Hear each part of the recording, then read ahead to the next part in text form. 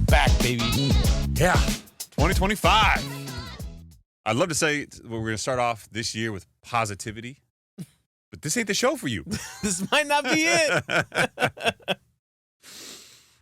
How was your New Year's? It was great, man. Stayed home. Wife turned the house into a mini Mario Party, so we played like Mario Party games, but like we're the characters, so it was kind of cool. What character were you, Mario? Guess who won? DK, baby, always. You were DK? Always Donkey Deal Kong. Killer. Yeah, Deal Killer. Exactly. Donkey Kong. What'd you guys do? I'll forever hear Seth Rogen's voice as DK. Have to. Yeah. We had, so Carter has, he's 5, and he had some friends from school over. The first time he had a bunch of friends over, they just trashed the house, going back and forth, screaming. They were just so wild because he'd never done it before. That just means they're having fun. They had a great time. We had a balloon drop from the ceiling at 9 p.m. our time, midnight East Coast time, and then Yeah, we watched the New York ball drop too. What'd you watch though? Because you don't have cable, right? No, we do. We got CNN. We watched it on CNN. You have CNN. Yeah. How's that? What do you mean? YouTube TV has CNN. Okay. Because this is the first year we didn't have cable because you're a bad influence. And What do you mean? I didn't know what to do. Like I What do you I went mean? to YouTube and found a channel like CBS has like their streaming live, Yeah. but it wasn't good quality. Oh, okay. Which this is how I got into the bad financial decision that I kind of alluded to you earlier at the office that we can break down. Oh, are we going to get into that right away? No, I'll do that towards the tail end of the show. But I had to make a bad decision. We're going to get into Chris's bad financial decisions here later in the show. I make a lot of them these days. But before we do that, welcome back to the #1 financial literacy podcast in the world. Sitting next to me on my left is my partner in crime, Chris Nahibi. And sitting next to me on my right, my partner in time, the one and only Said Omar, everybody. Thank you, my man. And still not behind the ones and twos is DJ Odun. And He's on that FMLA family leave. I don't know about that anymore, dude. What do you mean? There's been an issue that's been raised with HR. Oh, but he ran is, HR. He is, I know. And unfortunately, I think I'm taking over in his absence. But he is no longer accepting our collaborative requests on social media. Oh, I think that says Has he something. started deleting any from the old ones? I haven't had the time to check, But I'm inclined to believe that he may, in fact, be moonlighting on us. Oh. Yeah. Moonlighting. If anybody ever hears of DJ running another podcast, please make sure to give that podcast as many 1-star reviews as possible. Exactly. Yeah. We got a good episode for everybody today. Mm-hmm. And I think this one comes with a bit of an asterisk. Why is that? It's going to sound negative in title. And if you're looking at this on any streaming platform or YouTube or Spotify, and you see episode 263, what happens when a whole generation never grows up? It's going to sound a little elitist, maybe a little ageist. Okay. This is actually in support of the generation. We're not saying they didn't grow up so they're bad. We're saying things were so bad they didn't have a choice. So they seem like they didn't grow up. Exactly. The system kind of let them down. And we're going to talk about the system and why it may, in fact, have let them down a little bit, and how some of the things that we take for granted every single day are monumentally different for this current generation and the next one. Okay. I like it. Yeah, did I make it sound... Yeah, better. So, yeah, exactly. I like how we addressed it at the top of the show. Yeah, I want to be the devil you love. Exactly. Not the devil you hate. Yeah, you don't want to be Voldemort. By the way, we just watched the 7th one. Harry Potter? Yeah. So good. So we got the final one this weekend. You're going to have like an empty spot in your heart whenever... So you watched all of them? Huh? You watched all of them? Oh, yeah. So when they came out. They were... My daughter was in tears, by the way. Spoiler alert. Hopefully you've seen it by now. When Dobby died. Oh, yeah. Oh, God. It was hard for me to explain that to her. She cried more for that than she did for her great-grandma. Her great-grandma passed away. She did not shed tears the way she shed tears for Dobby. Dobby. That's fine. Dobby, it's fine. It's okay. You don't even mess up the guy's name. Rest in peace, Dobby. R.I.P., homie. Dobby. So, yeah. I did some light reading over the holiday break. For those of you who listen to the show, we had an extra show we covered. We did not do what all of your favorite podcasts besides us do and just leave you hanging for a week. No. We went all in. The lack of appreciation. I didn't get as many thank yous as I would have. I know, right? That was a back-to-back night. Clearly, we were delirious. But we put out shows. That's what we do here. Yep. We kept putting them out. Haven't missed. We don't miss. So, but we actually took a week off. Those are 2 shows back-to-back recorded in one single night, put out over the course of 2 weeks. So we took a week off. And in doing so, I started to do a lot of reading about what I would call financially adjacent topics. Mm-hmm. Stuff that is heavily impacted by the financial world that we typically don't think about whenever we're talking about just everyday life. But this one from the Wall Street Journal really came up in a big way. And the more I thought about it, the more I was like, you know what? This is such a great, just broad topic for the show. This is how we're going to start the year off. Yeah. Okay. We're going to set a little bit of a tone in the beginning. We're going to cover this Wall Street Journal article, but then we're going to get into some of the underlying housing data here because there's definitely two schools. One school believes there is a supply issue, that the data is saying that housing is going to go up. And we read on, I think it was episode 261, you got a lot of the major data providers saying that housing is likely to go up incrementally next year. I think Moody's the only one saying it's going to go slightly down incrementally again. You mean as far as values go? Home values, yes. Yeah. Sorry. Yeah. That's why you're on the show. I think it means supply. Okay. Because we've been talking about supply. We're going to talk a little bit about supply today. That's where my head was at. But yeah. We also have another camp that says, hey, something doesn't make sense here and the data is perverted. Okay. Not that kind. I have to go there. As in like wrong. Right. The old school English version of the definition. Right. We're being proper today. Look at you. Yeah. So what happens when a whole generation never grows up? This was the title for the Wall Street Journal article as well. As American 30-somethings increasingly bypass the traditional milestones of adulthood, economists are warning that what seemed like a lag may in fact be a permanent state of arrested development. I found that to be a sensational and almost insulting topic. Okay. Because it refers to, I think, these milestones as something that people are choosing to live. But as you get in the article, it's actually, they are a natural byproduct of the system. And these milestones are not reasonably attainable anymore. Yes. So, what's the first milestone that they touch on? It's not that, I don't want to say this is a milestone that everybody should aim towards. This is why I paused, right? But we are seeing alarming trends with three clear milestones. Number one, marriage trends. People are getting married later, and we'll get into that. Mm-hmm. Childbearing trends, okay? And number three, living at home. And it's really easy to look at all three of those and go, oh, well, TikTok fucked us up. Seriously. I mean, I know it sounds like, Yeah. It's easy to say that. I mean, I know we've talked about it before on the show, and I know we'll dive into it more as we get into this article. But we've said, I know plenty of people personally that have chosen not to start a family until they buy their first home. They've opted to wait to start their family until they can afford to buy a home. That's exactly correct. And that's where it's easy to look at social media. It's easy to look at the world and say, oh, this next generation, they're just different. It's harder to look at the underlying data and say, oh, this generation has it different. So they're acting different. Mm-hmm. It's a chicken egg argument. I don't think there's one answer. I think it's a Molotov cocktail of all of the things. Yes.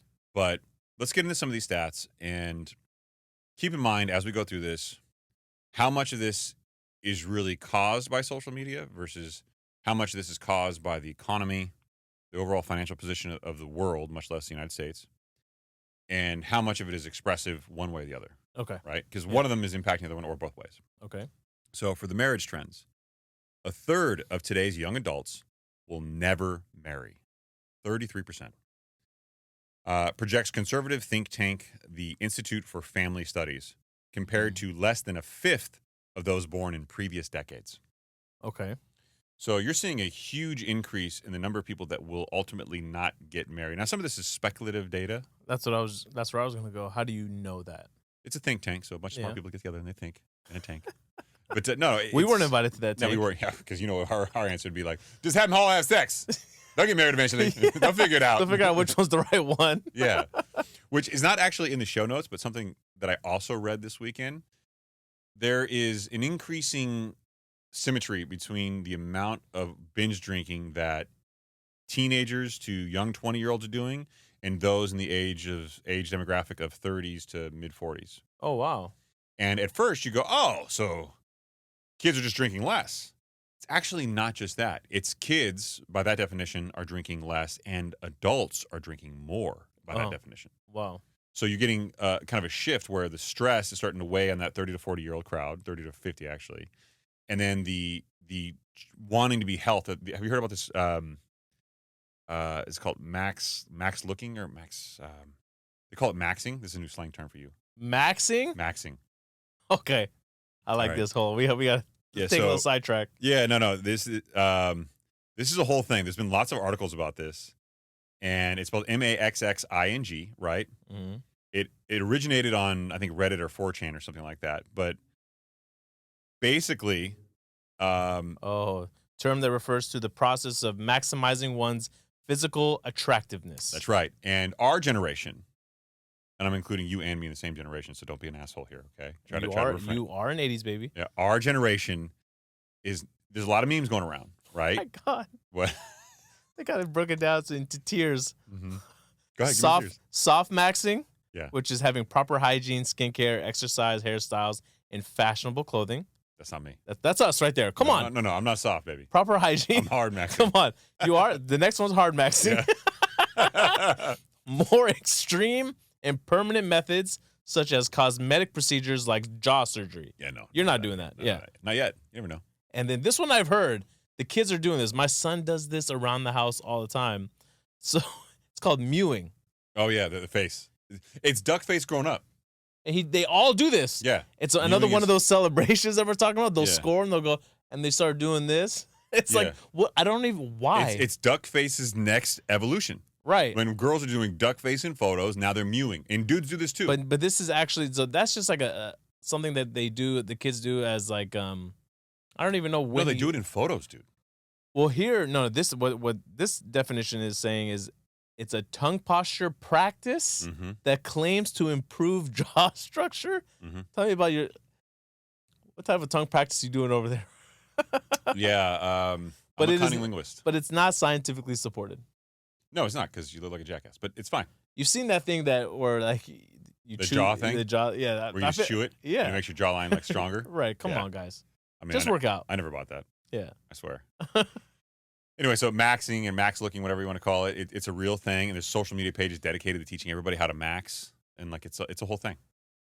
Yeah. Yeah, but I feel like that's the kids are focusing on the wrong things, right? Well, I mean, look, it's one thing to be healthy, but I don't want one of my favorite works of Banksy.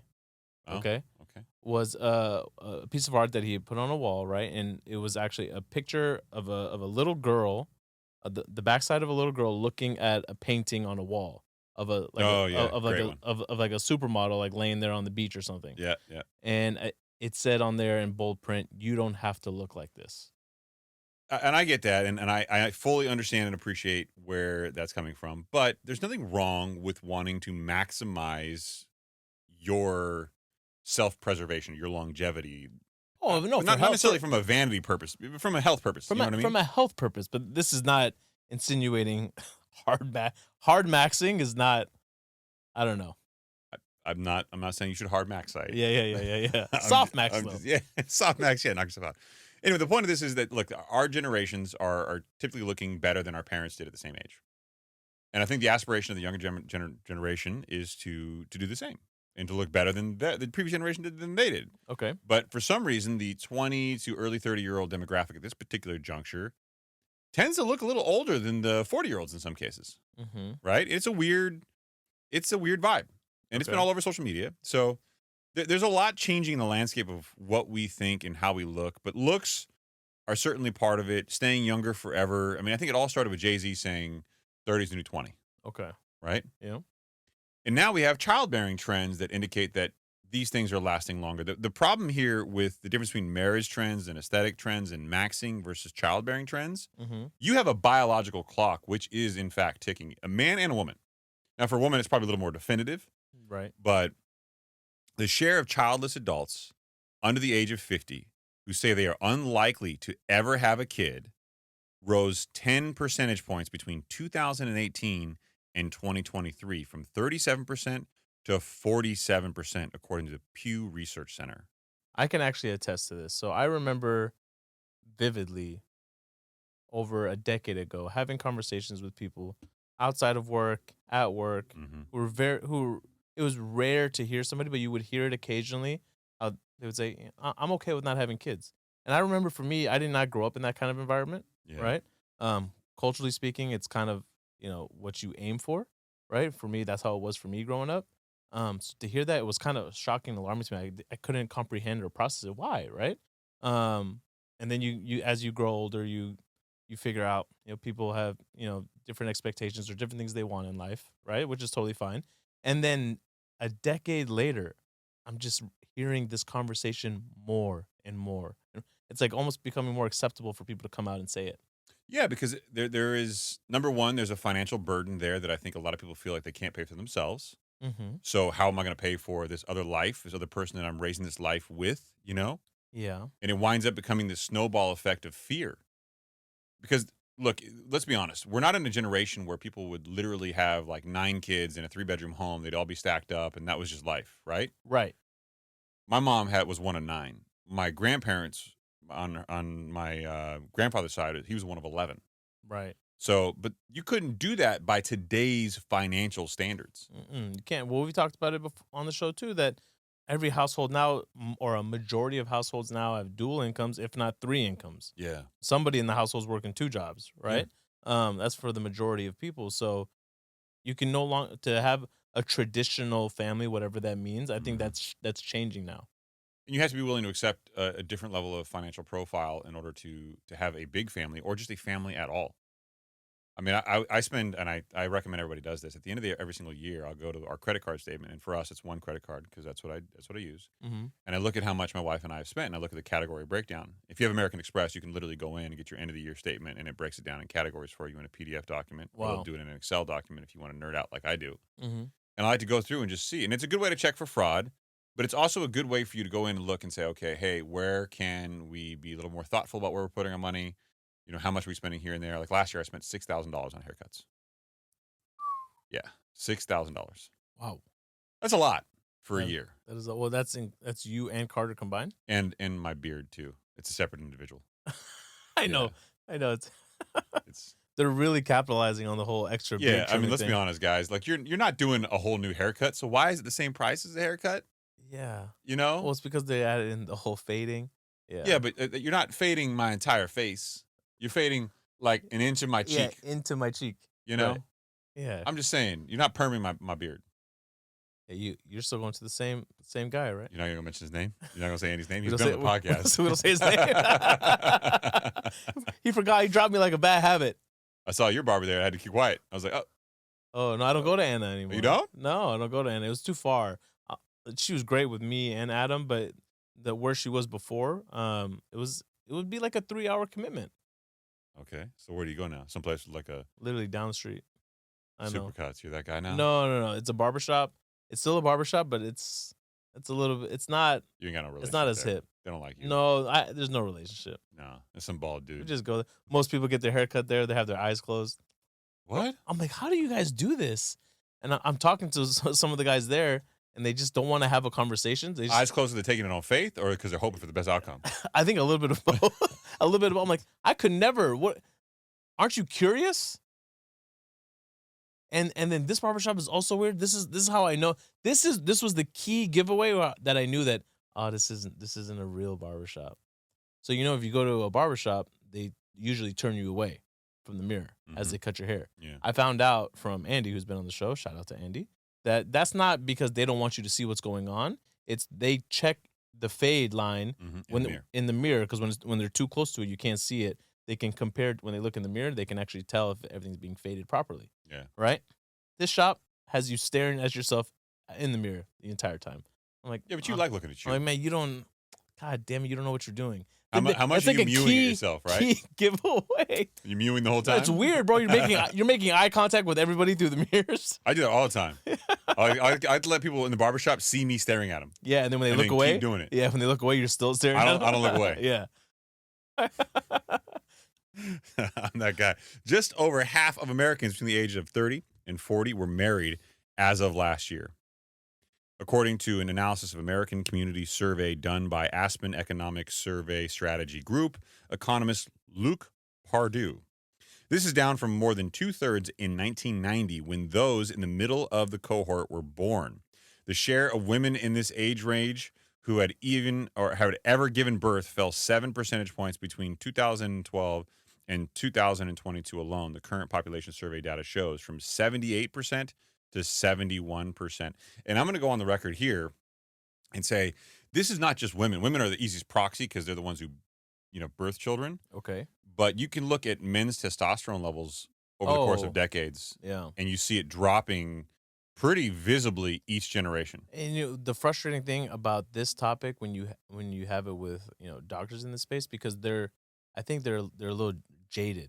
Okay, They're just not trained on it. they're not their immediate knee jerk reaction, because they want to combat everything that's going on with we can't even say it because we don't want to get flagged on the show. They won't promote the show, but all the therapy that's going on, right? The peptide therapy. There you go. There it is. Right? Their immediate knee-jerk reaction is, yeah, but everyone is optimal at different levels, and they don't want to acknowledge that no, like this is something that should be of great concern.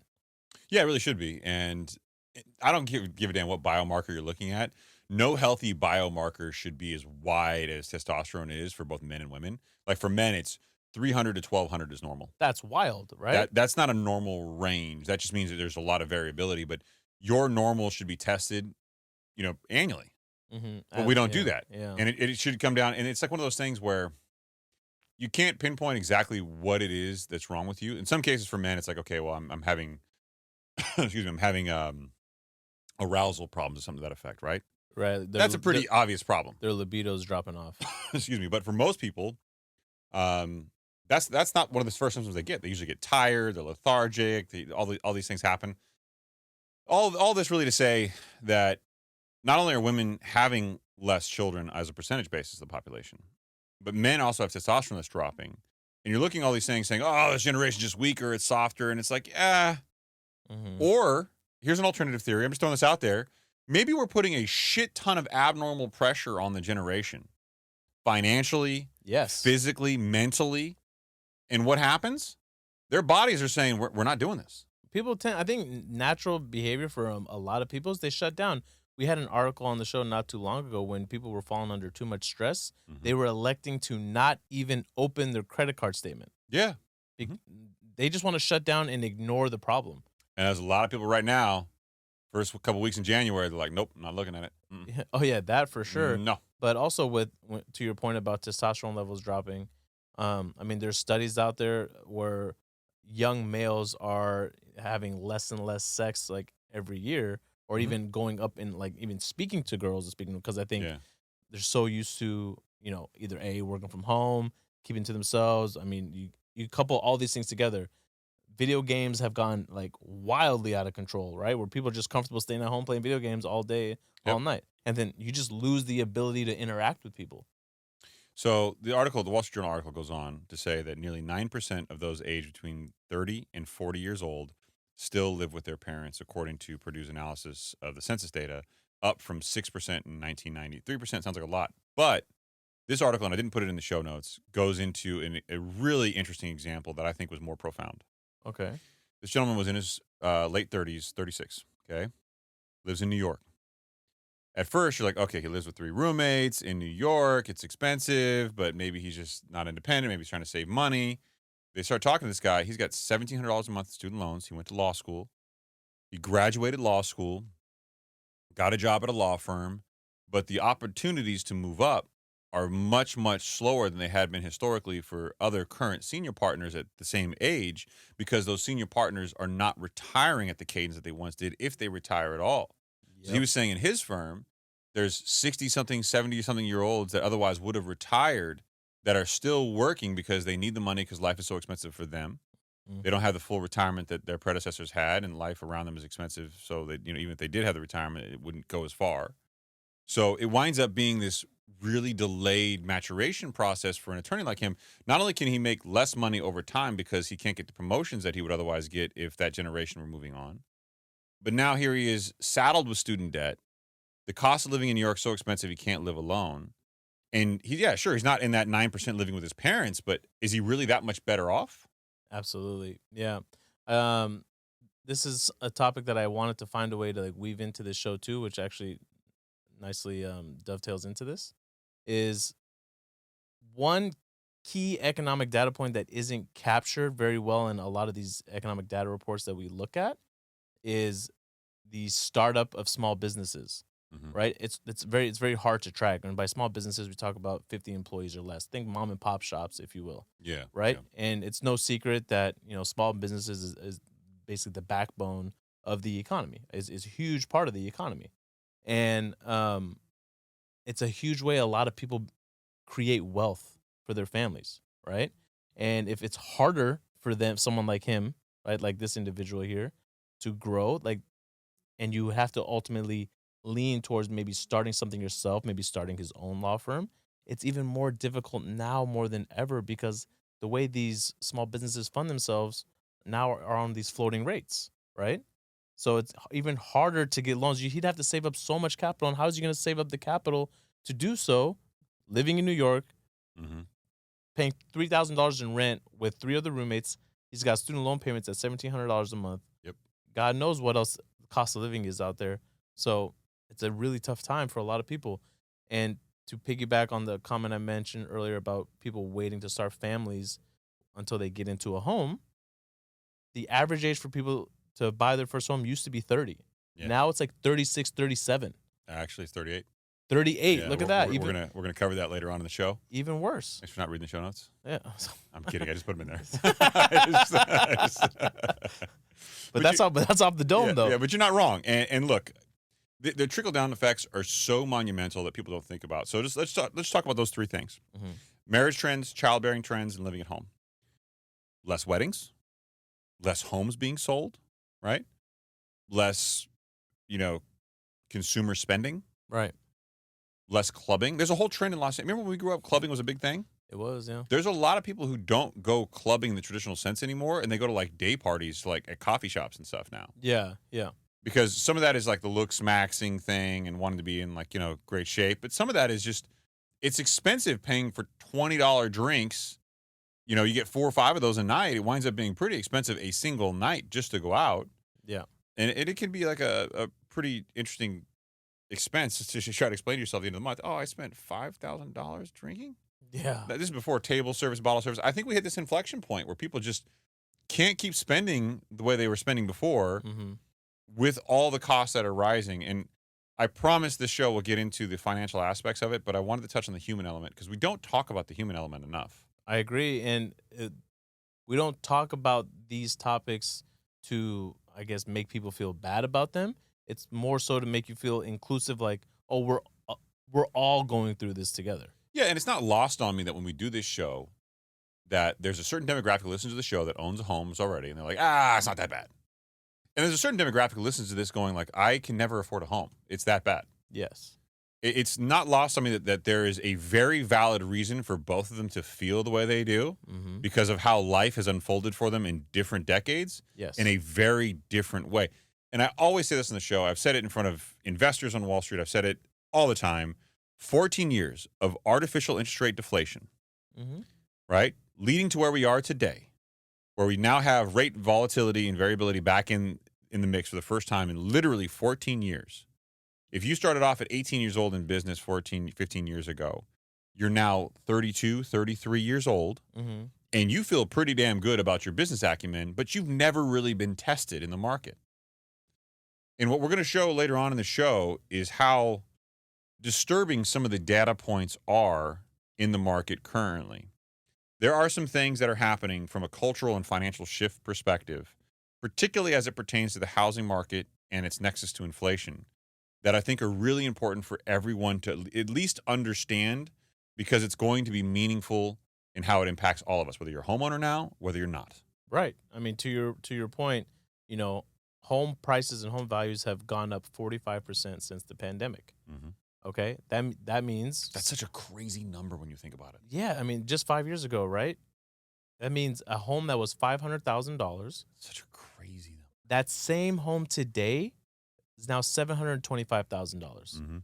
Couple that with how unaffordable it is.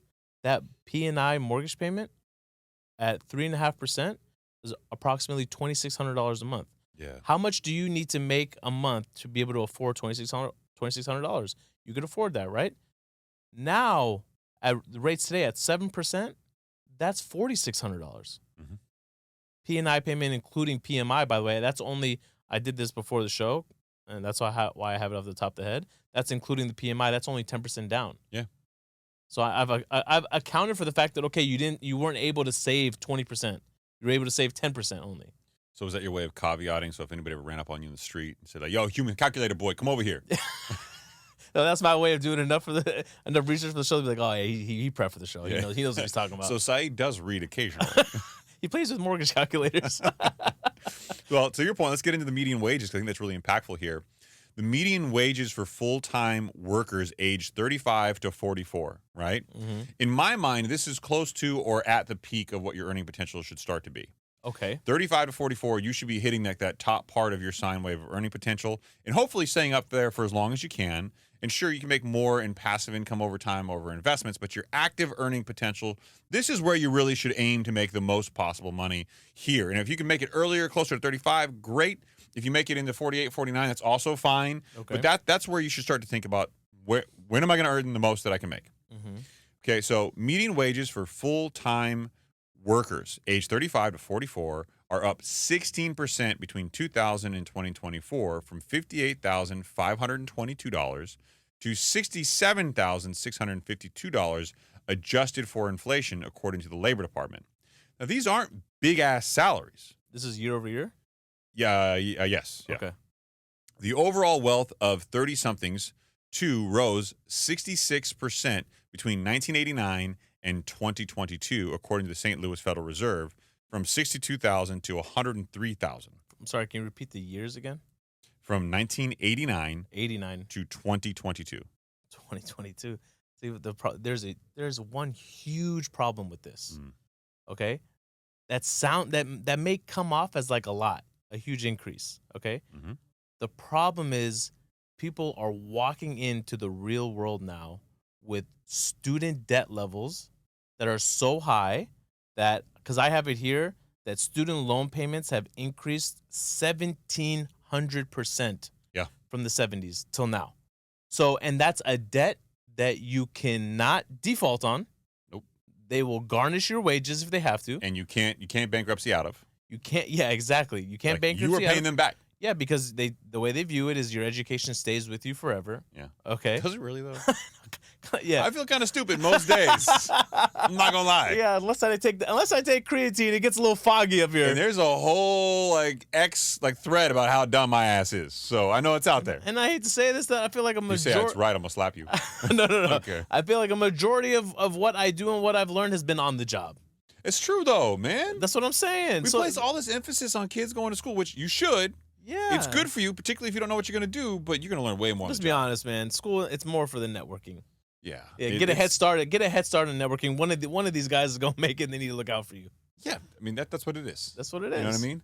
Like that guy over there who's always playing with all the electronics, get to know him. You want to be, that's the guy you want to be friends with. The one working out of the garage? Yeah. Or maybe, if you're lucky enough, his last name is Jobs. You know? He might get you a job back one day. Cook, you know? Oh, there you go. You never know. Dang. Yeah, so I'm just saying, it's one of those things. So there's also a perception gap here in addition to the financial reality. So while people are making slightly more, right, and they are worth slightly more, it's not enough because, as you've noticed, inflation has taken things like student loan debt and had it increase by an exponential potential number, 1,700%. Right, since the 70s, yep. And it's not just unique to that. Housing is going to be an issue. We'll get there, I promise. But let's talk about the perception gap. Okay. In many ways, the age group is in a better place financially on average than their parents were at the same age. And yet they still feel so disenfranchised. Pause here for a second. Okay. We are in the office in the middle of the afternoon. You catching this? There is like trash trucks outside. There's my dad screaming in the background. A war zone going on. I don't know what the hell. We might get out of this office. It might not be nothing left. The whole city might be eviscerated out there. I wonder how much of it's actually getting picked up. Oh no, the noise mics are cleared out. The noise gate. Yeah, we'll just sound like some weird a-holes who keep pausing for no reason. Yeah. Like, are they doing drugs? The level of concentration that is being taking place right now is impeccable. Yeah, it sounds like someone's getting their ass kicked outside. So the problem is that this generation doesn't seem to know that they're doing better than their parents. Now, I think that's an interesting statement in and of itself. That's because hard. How do you measure, how would you measure doing better than your parents? What does that mean? So I have always felt that I'm a failure. Even today, Mhm. I still feel like I'm not doing enough. Okay.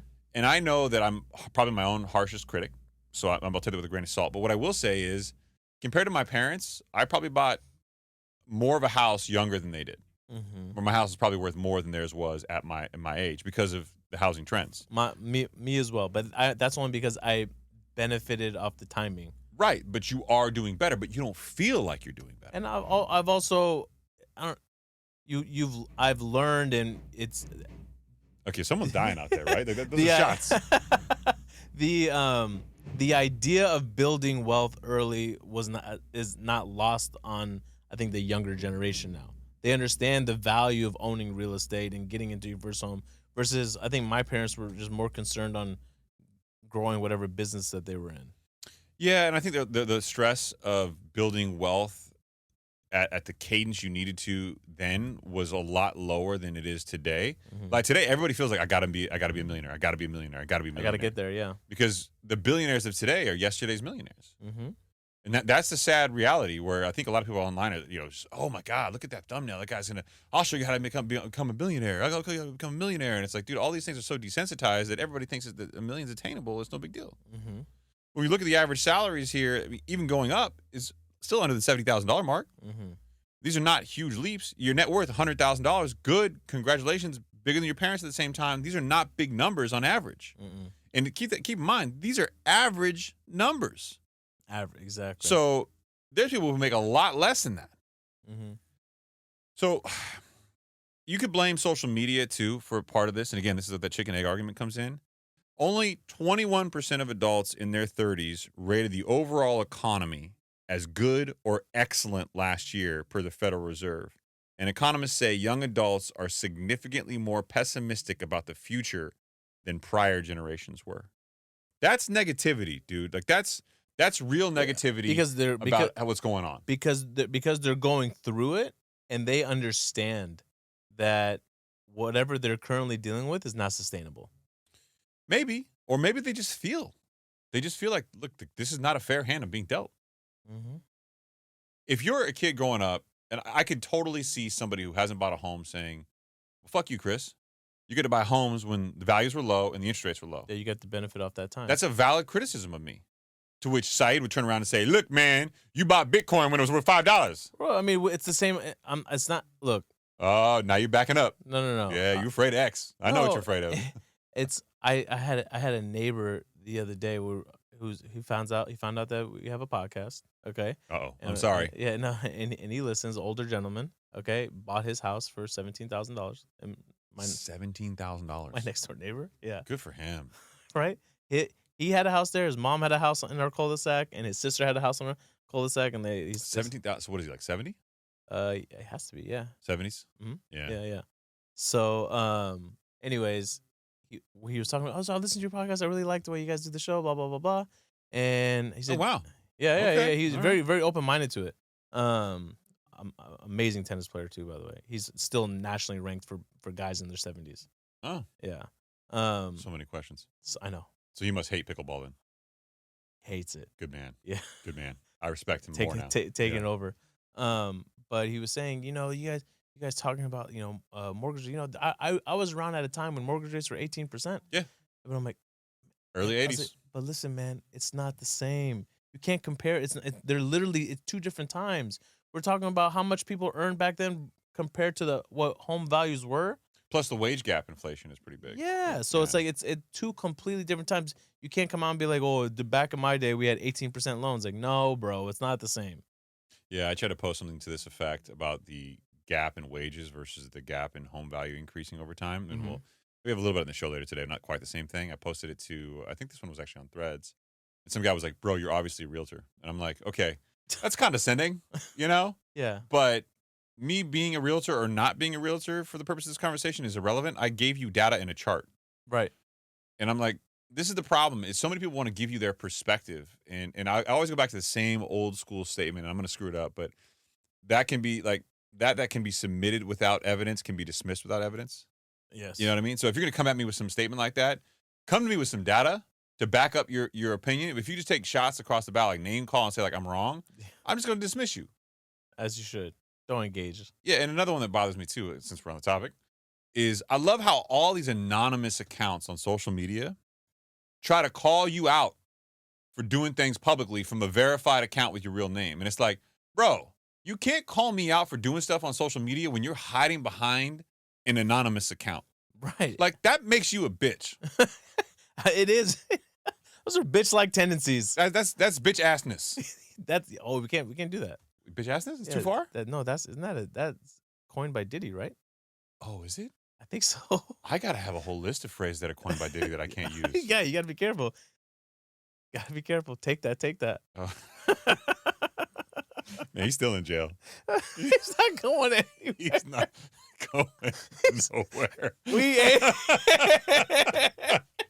It's still funny. Chosen one, bro. Chosen one. It's still funny. Younger adults are far less likely than Americans over 50 to say achieving the, quote, American dream, end quote, of success from hard work is still possible, according to a Wall Street Journal article and poll. So that, to me, is pretty damning. When younger adults say that, to say that anybody over 50 could say and would likely say, if you work your ass off, you're going to get what's due to you. I fall into the second category here, believe it or not, that I believe that you're not going to get success from hard work. That in and of itself is not enough. And I know that sounds really negative. Yeah, work smarter, not harder. No, I don't even like that expression. Why? Bothers me too, because Why? working smarter, not harder implies that you can work in a way based off your intellect to give you the opportunity. No. No, I think when I say it, it's supposed to imply being financially literate, right? Putting your money to work in a way to where, like, you did this from a very young age, and kudos to you, right? Like, I don't want to call it as much passive income because there is actual work that has to be put into owning real estate, right? Yeah. Even though people like to classify it as passive income. It's not passive. It's not as passive as people like to make it seem, but whatever.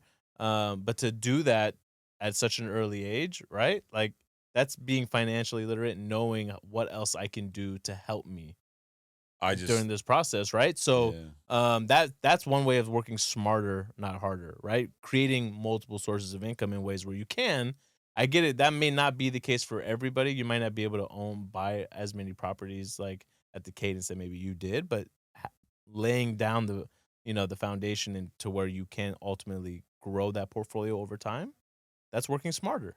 Yeah, but I can also be equally critical of my decision making back then. It all stemmed from that book that we talked about on the show, Multiple Streams of Income by Robert G. Allen. It was the first financial book that I ever read, and then I went on to read Rich Dad Poor Dad and a bunch of other books, and obviously got much more financially savvy over time.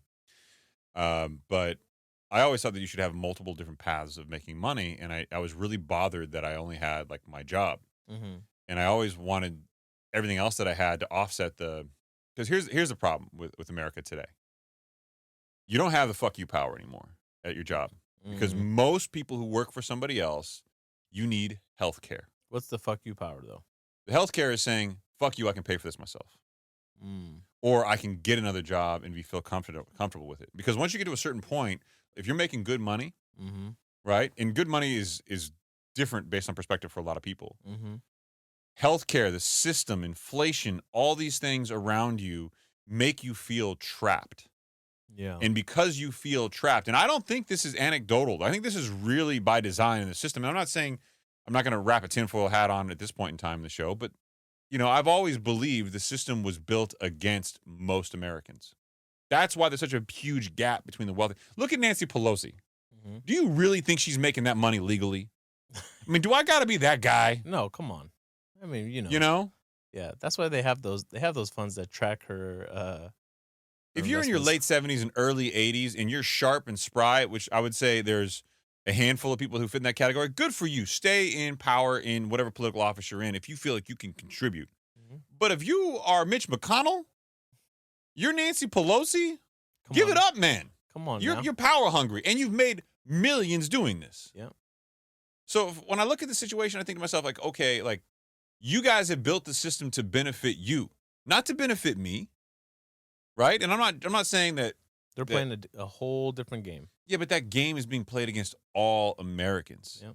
And it's those who have power want to stay in power, want to keep power, and money is a vehicle for power. And people feel Like they can't leave their job. So I'll use you as an example. Said, if I told you tomorrow you had enough, you had to draw an ethical line, you had to leave your job tomorrow, would you not worry about healthcare? Would you not worry about finding another job? Oh, 100%. Yeah, you would worry about your family. You'd start thinking about like long-term viability, 100%. even though a smart person would say, hey, well, Said, you got skills, you can go get another job. Yeah. But that's the fuck you power. That's the to your the point, power that I wanted. To your point that you mentioned earlier with the gentleman that was working at the law firm and Mm-hmm. the partners are staying around longer. I mean, no greater example than we talked about it before. Bill Clinton was in office over 20 years ago. I don't know who that man is. Yeah, I don't want to know who that man is either. Personally, on a personal level, I don't want to know. Feel like you do. No, I don't. But he was president of the nation over 20 years ago. Yes, he was. He was currently younger than Biden and Trump. Yeah. Today he's younger. Yeah. Think about that. So that goes right into what you said. Yeah. People want to keep working for longer, stay in power for longer. Mm-hmm. It's becoming a trend, and I'm not knocking it. Like there are some brilliant minds that are 100% sharp, physically capable, well into their 70s, in some cases even 80s. And I aspire to be that when I grow up, you know? But at the same time, there are financial ramifications to people in society by nature of them having jobs and the next people up in the system not having the opportunity. Yeah. You know, and it's a trickle-down effect. I know, because there's something about being in a position to where if you're in charge of making decisions where you will have to live with the consequences of those decisions yourself, makes me feel a little bit more comfortable. So a younger person in charge making decisions for everybody at an institution or for a country that I know once you leave, you will have to live with those consequences of those decisions versus somebody that's almost on their deathbed. Well, and that's so this is a big problem I have with the political landscape and what's going on in the zeitgeist there is you have lawmakers who are generally so wide of age and experience, they are making laws for people who grew up very differently. Right? And I'll use, again, Mitch McConnell and Nancy Pelosi as a great example of this, but do you think Mitch McConnell and Nancy Pelosi can relate to the life that I've led? Oh, no. They don't understand the same cost of home ownership. They don't understand that. I mean, they're so different from a generational just lifestyle, economics lifestyle, that their ideology, now that they may be, look, there's always examples of people who kept up to date. I know some guys in their 70s that were fantastic with IT, you know, with computers and technology. No knock against them, but those are anomalies. Those aren't the consistent rule of thumb, right? So I've always had this problem. And I'll go back to our main point. I think in order to be wealthy in this country, you need a little bit of luck. And luck is, in fact, the combination of preparation and opportunity. So you need to be smart. You need to prepare. But some very smart people who prepare their asses off never get an opportunity. And I don't want to take away that intelligence from them by saying, hey, you didn't work hard enough or you didn't work smart enough. Right. Those people just didn't get the opportunity. And some of them are missing key elements. Like they're not networking to get the opportunity. I was just going to, you got to understand at an early age that, I mean, political. I'm that guy too. I hated networking. I still hate it. Yeah. I mean, it's part of, I took a class in college that I'll never forget, political theory. I thought you were going to say sex ed. It's sex ed. Took sex ed too. Networking. God, see, it's you that does this. Does what? Political theory, right? And this is one of the variables that you have to account for and that you have to actually actively work on to try to get better at. Yeah.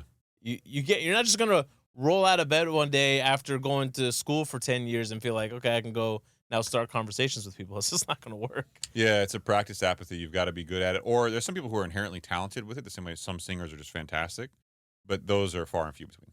Right. Yeah. You know, they all can't be Chris. See, there it is. There it is. There's the arrogance. There it is. All right, so let's recap the delayed home ownership, the changing priorities, and the housing market outlook, because I want to get into the housing market outlook because this, to me, I mean, we are a financial literacy podcast after all. Let's do it. But this, to me, is symbolic of all the other macro financial trends, but it's something we can all relate to because housing is such a hot topic of conversation. And there are two sides of the spectrum. There's very much opinions on either side. And I have an explanation as to why those sides are different beyond the, hey, One's on the realtor side, one's on the buyer side, and they have different interests. Okay. I've got a much different perspective here that I think I want to conclude with. So stay with me till the end. I think this will give some perspective to a lot of people on why you're hearing very, very different opinions on the housing market. Yeah, because, there's a lot of people that are waiting on the sidelines to try and figure out what their next move should be. Should they continue to wait? Oh, yeah, hairball. Get Sorry, it out of there. This This is what happens when your knuckles are fuzzy. You probably get some contact hair every time you eat. We need that air filtration system. But there's people that are waiting on the sidelines to see what's going to happen in the housing market. Are things going to become more affordable? Will there be a slight adjustment, or is there going to need to be an exodus out of the state? Yeah, follow along on your phone for this. There's going to be some charts here. Those of you listening, driving, whatever it is, we're going to post charts to all this stuff. We're going to post all the links in the show notes like we normally do. But these are visually stunning, so they will help as a learning aid. In Saeed's case, you won't really learn anything, but you'll look at pretty pictures. Yeah. All right, so delayed home ownership. The median age, as Saeed alluded to earlier, the first-time home buyers hit a record high of 38 this year in 2024, according to the National Association of Realtors, up from 35 in 2023 and 29 in 1981. That's exactly what I said. God damn, I'm so smart. Okay, now there's your arrogance, okay? I feel like mine was sarcasm. Yours was real. No, you felt that it's way. Comedic relief. Yeah. No, that wasn't. You felt that way. Okay. That was off the dome, man. Creatine works, people. Creatine's amazing. You're taking creatine now? Yeah, right? yeah. All right, I've good been man. on it. How many grams? 5 milligrams. 5 milligrams a day? Yeah. 5 grams a day. 5 milligrams. Sorry, 5 grams a day. Obviously, and I did a loading phase of the first week just to. You really don't need a loading phase, but that makes you feel better. Fine. You don't need to, because if you're going to do it long term, then it just gets in your bloodstream. It works its way up, but I wanted to. Yeah, fun fact: nutrient timing is not a problem with creatine. You just take it whenever you can, every single day. I like that it's flavorless. Yeah, I mix it into my fiber at night. Which, look, I'm going to be the old guy here. You mix it with your fiber? I mix it with my protein shakes. Metamucil. If I go to the gym, I'm mixing it with my pre-workout, and I'll drink it during the workout. Oh, okay. But good workout guy. Mine's always post-workout. Well, you have to work out to have a pre-workout. Come on, man. I was hitting it when I was in Texas. Yeah, that was weird. How do you go to a different state and work out more? And work out more? I walk around there. By the way, there's... Okay, hold on. No. We got to address this. You cannot be labeling walks with your family as working out. No. I was working out. I was in the gym. No, you weren't. I was lifting. No, you were lifting weights in Frisco? Yeah, they had the gym inside the hotel. It was nice. Oh yeah, they had a half squat rack, and they had a full dumbbell set. It was nice. I did not see the hotel gym thing coming. Okay. Yeah. Come on, man. All right. That's where we stayed. We didn't go Airbnb. Okay, I expected you to. That's your normal. Well, it's because we stayed at one of those Hyatt houses that has like a little living room. Oh, those are nice. Yeah. Yeah. I like those. Yeah, because the kids. It was nice for the kids to have like a, couch to sit on. Yeah, they have a couch. They have a little kitchen area, usually kind of open against the wall. Yeah, but we went there, and there's like a store that they have out there, that's Dick's Sporting Goods, like on steroids. Oh, I thought you were gonna say Buc-ee's, but yeah. Everybody knows about this, so we didn't go to one, and now I feel stupid for not going. You didn't go to Buc-ee's? No, we didn't go to Buc-ee's. Buc-ee's the shit, bro. Everyone says it's the shit. I feel like I missed out. You got to go and buy a hoodie. Yeah. You got to go buy a hoodie and then cut the sleeves off at your elbows and rock around with a hoodie with no sleeves on it. That's the move. That's the move. Heather Gray Buc-ee's, bro. Yeah. You don't know, ask somebody. This store is called Shields. Shields? Yeah. It's got a massive, what's it called, Ferris wheel inside, and fish tank, and they got every sporting good thing. And Adam left with like 2 basketball jerseys, and Ari got a cowboy hat and cowboy boots. She's all into like the cowgirls thing. Yeah, Beyonce. You can blame her for that. God damn, Beyonce. Yeah, Beyonce. Every couple of years, as soon as she changes her style, you can expect your checkbook's gonna be writing some checks. Damn, Beehive. Yeah, you're done. Done.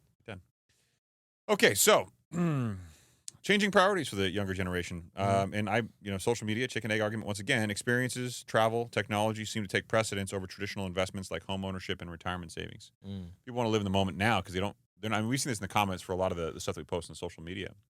Everyone's like, "Bro, I don't want to invest in the S&P 500 index fund and be a millionaire when I'm 65. I need the money now." But we're not telling you to invest all you have into it either. But some people feel like that is all they have. So they're going to buy the phones. They're going to travel. They're going to pay for the experiences. A great example. I use my brother a lot on the show. He is currently in Las Vegas.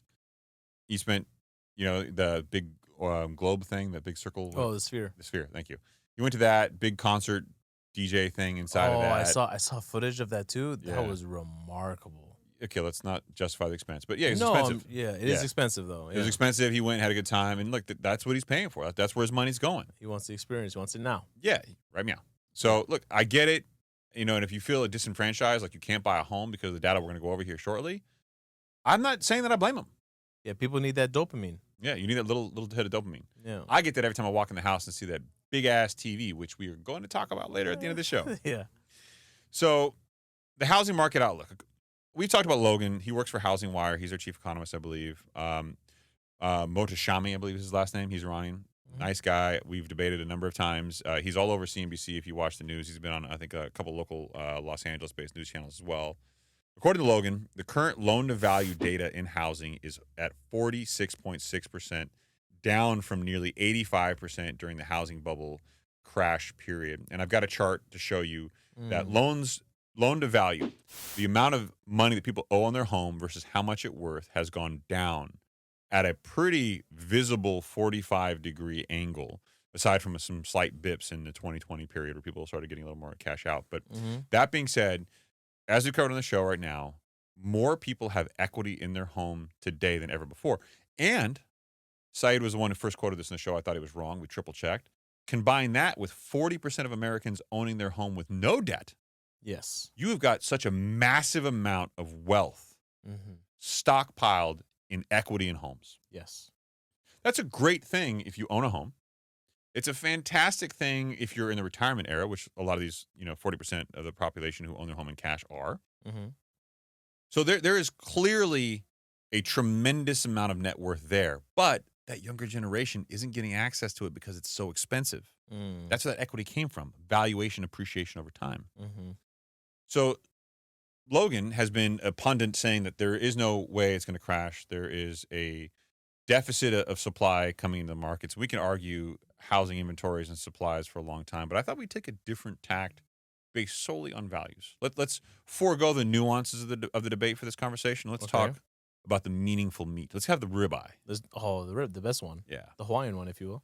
So conversely, real estate expert Nick Gurley, who you've heard us talk about from Reventure, warns of a potential housing bubble in the southern parts of the United States due to an oversupply of new homes, which could lead to a market correction. Again, correction less than a 20% change in value, crash 20% or more change in value in a single year. Yes. Okay, especially if a recession occurs. Via his X account, he says that the value of homes in America since 1924 have gone nothing but up. And there's going to be a chart here between Saeed and I. And it has gone way the hell up. Wow. To give you an idea, in that span of time, the typical value of a house has gone from $6,673 to approximately $356,654,000. That's over a 4,000% appreciation number. So student loan has gone up 1,700%. Home prices have gone up 4,000%. Wow. That is a wild number. And if you look at the chart, the majority of that home price appreciation has really happened from 1970 to where we are today. So I just looked this up right now to something that I thought of, and something that a coworker of ours put me on that made me think about as well is perhaps some people that are not a majority, but some people that are continuing to work far later in life has something to do with the fact that across the country, there's approximately 27 states that reassess property values annually for their taxes. Yeah, becoming more and more rare, though. A lot of states are, California has Prop 13, where unless there's a change of vesting of ownership on title, meaning you sell the property, transfer it to somebody else, usually a non-related entity. So if you transfer it to your own personal trust, it's usually okay. Anything else outside of that kind of transfer would trigger a taxable event where they'd come out and reassess it. Where they reassess it. Yeah. Otherwise, taxes only go up around 2% every Usually year. matches inflation. It depends on the local market area, but yeah. Yeah, but other states, I mean, if it's getting reassessed and property values have gone up 45% since pre-pandemic levels. So long-term ownership is very much encouraged. Yeah, people did not plan for that when they were planning their retirement. Yeah. So that's a scary thought, something that you need to also account for.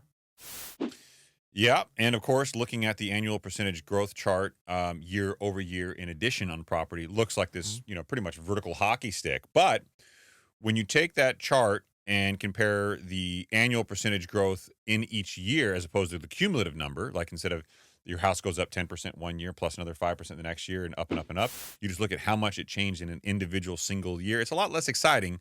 Home prices have gone up an average of only 4.2% per year going back from the 1920s all the way to today.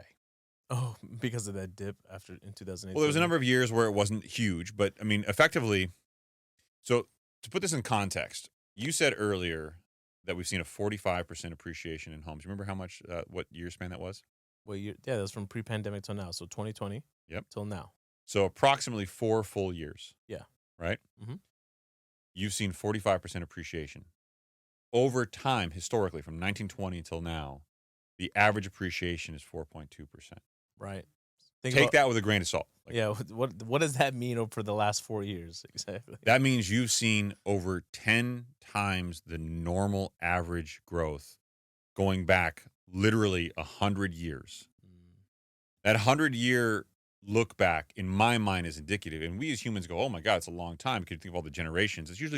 That's really only one, today, human life. Yeah. From birth to death, about 100 years. Mm-hmm. Hopefully. So we are seeing trends emerge that we think are well healed and known. I love when people like debate the semantics of, well, I was alive in the 70s, and I was alive in the 80s, and I was alive in the 50s. All good, dude.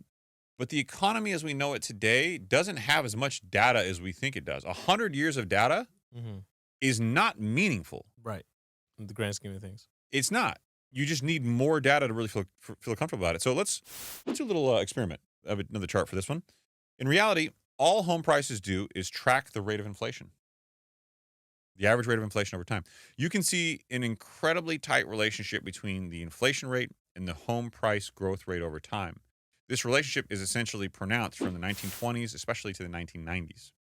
And why I bring this up and compare the two of them to show, and I should quote, this is a lot of Nick Gurley's work here. I'm just taking a little bit of his work and layering it in, but I think it's very valuable. Okay. Is we all know that inflation is cumulative, right? If the inflation rate is 2% per year, and that's what we're aiming for, that's 2% growth every single year. That's not deflation where values are coming down. Right. It's disinflation. Mm-hmm. Right? We're seeing the rate of inflation slow, but still be positive. Mm-hmm. Things generally cost more over time. And just like the national debt, you keep having this percentage increase over time, you wind up going vertical, which is where the national debt is, which is where home prices are, which is where inflation is. Credit card debt. Yeah. So there is a problem here that is meaningful and real. Another chart for you. Inflation adjusted prices are at an index of nearly 300 today. This from our boy Robert Schiller, who we talked about on episode 261. The long-term average index is around 150. So going back literally 130 years, comparing home prices, okay, against inflation from 1890 to 2024, the average is an index number of about 150. Only 2 times in history has any peak in prices like this occurred. 2006 and the pandemic, where we are at 300. 2006 and the pandemic. This from a man, Robert Schiller, who's known for calling recessionary economies, who's known for calling bubbles and bursting and crashes. His charts that he put together in response to this knowledge, which won him a Nobel Prize, right? They're all screaming red warning signs right now. Again, I'm not being a doomsday person. I'm not saying crash. I'm just saying these are data points. Okay. So it's hard because you have, during those times, we haven't seen the unemployment figures increase in such a way to where this would make it very alarming, right? Not yet, but you have to think that if, God forbid, the unemployment figures do move even a couple percentage points, right? All of this house of cards can come crumbling down fast. And I haven't even touched on the CMBS bubble that's out there. We should probably touch on it in a future episode. But the commercial mortgage-backed securities market is, I mean, especially in the office space sector, it is really volatile right now. And there are some alarming trends there we can get into in a different show. But I want to wrap this up for context and give you some thoughts before we talk about some personal financial decisions that I've made that Saeed wants to make fun of me for. What the housing market was was for most of the last 100 plus years. Okay. It was an asset class that directly tracked the long-term rate of inflation. Inflation moved up, housing prices went up, and household income growth. Those three things: inflation, household income growth, and housing prices were always tied. The more money people made, the bigger the home they bought. Right? Mm-hmm. The more things cost, the more homes cost. These are all just kind of intertwined. But something along the way broke. And I don't know, and I don't think anybody knows for sure where that is. But what's become the last 20 years, at least it seems from the data, is that a volatile asset class that is becoming increasingly decoupled from fundamentals is what you're getting in the housing market.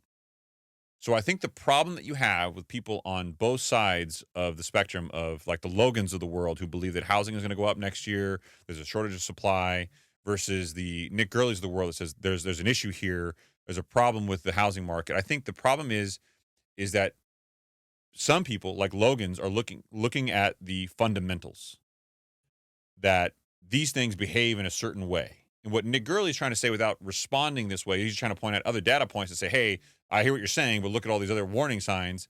He's trying to say it's disconnected to the fundamentals. Right.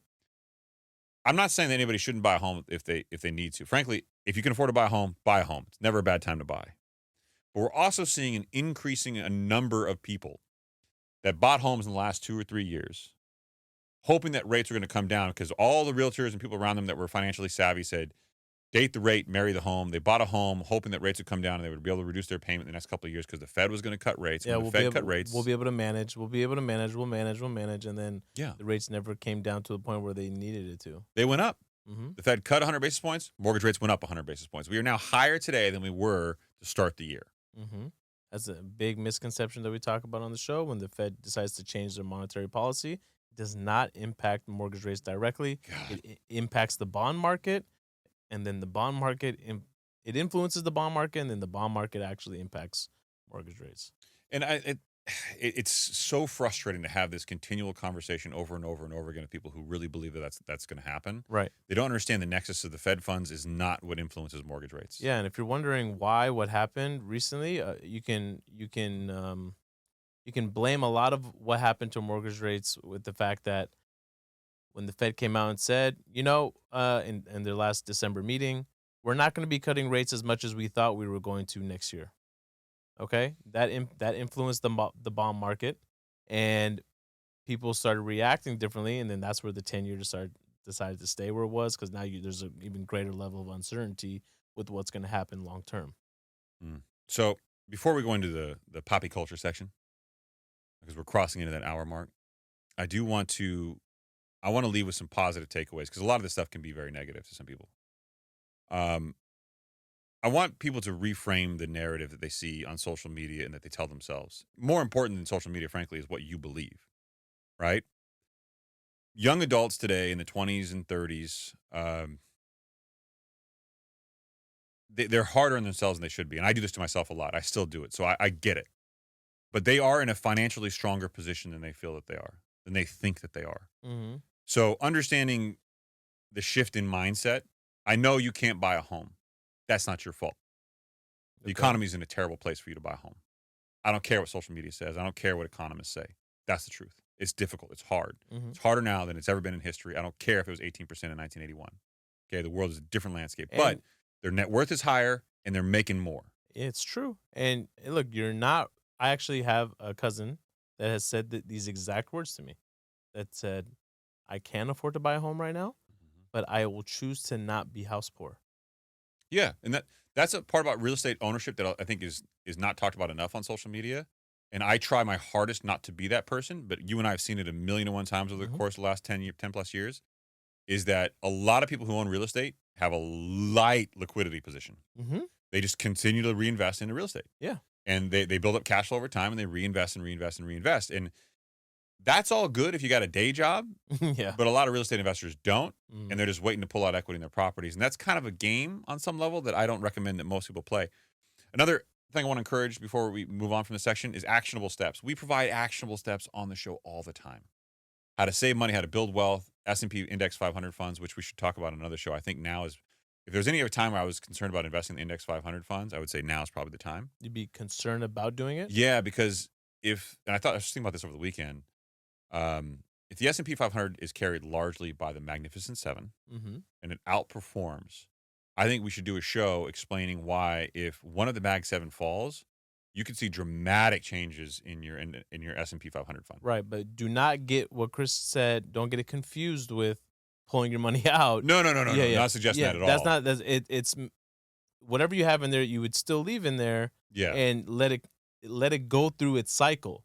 Right. I would say to be specific, if it were me, and we talked about my investment strategy with funds earlier, I would go into a non S&P 500, maybe like an emerging markets index fund or something like this, a low cost ending fund like that, just to kind of hedge a little bit against the current S&P world, right? Because I think it's at a bit of a high. It might correct a little bit, and then I go back into that normalized investment over time. Yeah, absolutely. And there's nothing wrong with that. And also, for me personally, I'm not spread out across so many different funds as maybe somebody like Chris, right? But the 3 funds that I am spread out across, I continue to dollar cost average, and I'm just gonna ride the wave. For me personally, right?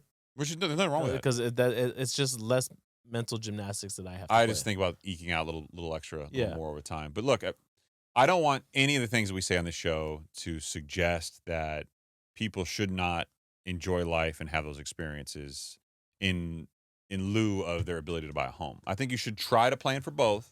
But I also think that you should. You should what? Enjoy some experiences. Enjoy some experiences. Some making some bad financial decisions. This might be a self-serving argument at the moment. Sounds a little self-serving, bro. The timing of it is compelling. I will say that. Look, you gotta analyze what it is you do and what you appreciate and how you spend your time. Okay, so what Said is alluding to, and what I kind of alluded to at the top of the show, is I made a dumbass financial decision recently, and I'm going to be full open kimono here. I wear kimonos at home. You don't? No kimonos. I love it. Yeah, it's the best. Just boxers. Oh, classy. Yeah, boxers and belly buttons. There you go. So I made the mistake of going to Costco with your boy Hugo. He went to go buy gift cards, and of course, I do what I do when I walk in. Oh, look at the TVs. It's a dangerous place. They're so big and bright and colorful. Yeah. And I look at the TVs, and I'm just like, I'm aroused. Have to be. You know, it's easy. I'm intrigued. I'm engaged. I want one. When was the last time you were inside of a Costco? I try not to go at all times. I know. I try so hard not. It's the devil. During Christmas time, it's the worst. All the cool toys are there. All there. Yeah. On display, doing cool toy shit. Yeah. Like, you know, and it's just like, damn it. And then you see that some asshole pick one up, and you're like, fuck, you're not better than me. Yeah, I know I make more than you, motherfucker. Yeah, I'm going to buy one too. Yeah. I saw the way you looked at me when you picked it up. So, I don't, the first time I went to Costco, I didn't think anything of it. Okay. Right? And then Hugo didn't want to wait in line to get the gift cards, because there was a big-ass line at, like, the rack that you go to get the gift cards after you pay for them at Costco. So, whatever. But I was like, damn, those TVs are really sharp compared to mine. And I hadn't really thought about my TV. Now, you know that I bought my TV in 2012. It was a 2011 model. So it's only 1080, right? But it's been on the wall. It's 70-inch flat screen LED back in the time. It was sharp. It was a fantastic TV. Don't have any issues with it whatsoever. I know. You know, movies are shot in 1080. Yeah. I'm do some editing. I do some editing for the podcast. I'm going to put that out there. We shoot this in 1080, but I upstream to 4K. Y'all better appreciate that 4K. Hit that like button. Yeah, so we go back a second time, and he actually buys the gift cards, and I'm, again, look at these TVs. And, of course, I decide I'm going to be a smart asshole. Okay. I'm going to go to ChatGPT and ask it about these TVs. Which one's the best one?